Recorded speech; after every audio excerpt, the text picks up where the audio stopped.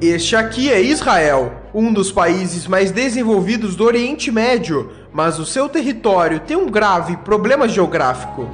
Começando pelas suas fronteiras, o país é totalmente cercado por nações que já o atacaram no passado, sendo o Egito na fronteira sul, a Jordânia no leste e ao norte o Líbano e a Síria. Além disso, existem países declaradamente inimigos de Israel, como o Irã, que mesmo não fazendo fronteira já ameaçou o país diversas vezes, além da Arábia Saudita, Iraque, Argélia, Líbia, Kuwait e o Sudão, que também já foram inimigos do país. Isso sem falar dos conflitos internos que acontecem com a Palestina na faixa de Gaza e na Cisjordânia. E um dos motivos para isso acontecer é que todo esse território é muito estratégico, dado que aqui temos o Levante, uma região que se estende desde o Oriente Médio até o sul dos Montes Tauro na Turquia, sendo limitado a oeste pelo Mar Mediterrâneo e a leste pelo deserto da Arábia e da Mesopotâmia. Essa área conecta o norte da África ao Oriente Médio, sendo requisitada por interesses logísticos e militares de diversas potências. E o outro motivo de ser uma área de conflitos é pela questão religiosa, já que Israel concentra alguns dos principais centros históricos para o judaísmo, islamismo e o cristianismo. Para se ter uma noção, nos países ao redor de Israel, em média 94% da população é islâmica, enquanto em Israel 82% é judaica. E para entendermos mais a fundo o problema geográfico de Israel, temos que olhar a sua história.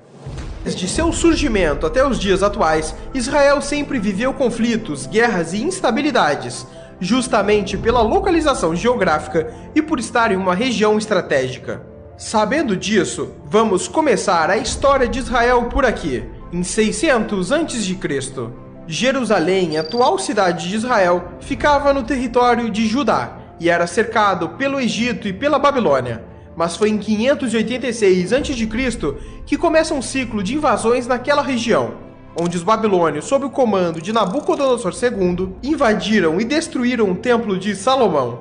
E logo em 538 a.C., Ciro o Grande da Pérsia conquistou a Babilônia e grande parte do Oriente Médio.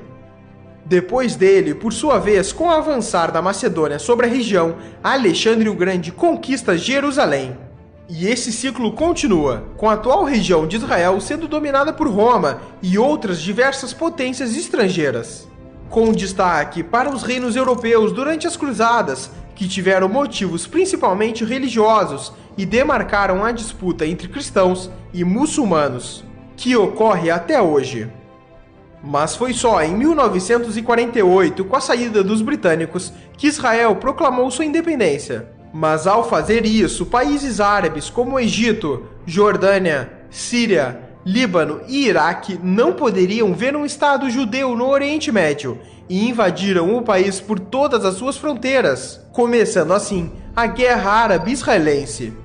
E o Estado judeu, mesmo com tantos inimigos, venceu essa guerra, além da Guerra do Sinai em 1956, Guerra dos 6 Dias em 1967, Guerra do Atrito em 1970, além da Guerra do Yom Kippur e tantas outras que ocorreram, com Israel vencendo todas elas. E isso acontece em grande parte pela estratégia israelense de defesa, que por problemas geográficos e por ser um país pequeno e com pouco território, Israel não pode se dar ao luxo de recuar de seus inimigos, já que estaria entregando seu próprio território para os mesmos.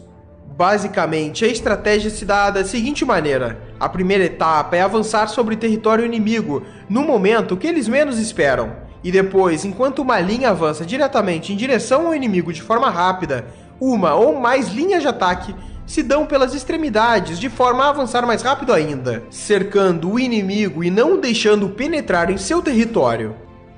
Em exemplos históricos, na Guerra dos 6 Dias, Israel estava cercado por inimigos. Então, durante a madrugada do primeiro dia de guerra, 178 caças israelenses levantaram voo e atacaram bases aéreas no interior do Egito, antes que os caças egípcios atacassem no dia seguinte. O mesmo aconteceu com ataques terrestres, dado que no mesmo dia do ataque aéreo, soldados israelenses avançaram contra posições egípcias que estavam entrincheiradas, com investidas diretas e pela retaguarda.